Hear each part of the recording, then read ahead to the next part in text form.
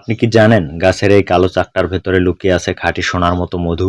আসসালামু আলাইকুম। আজকে সকাল সকাল চলে আসলাম গ্রামের পাশে এই গাছটার নিচে।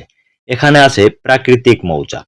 দেখতেই পাচ্ছেন চারপাশে হাজার হাজার মৌমাছি। আমরা খুব সাবধানে এগোচ্ছি কারণ একটু ভুল হলেই বিপদ হতে পারে।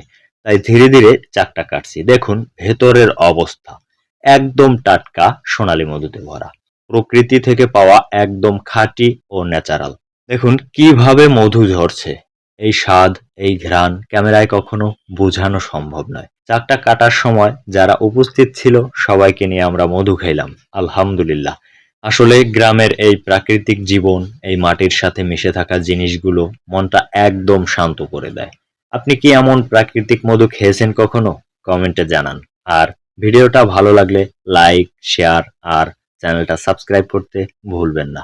এভাবেই আমরা গ্রামের আসল জীবন দেখাবো ইনশাআল্লাহ।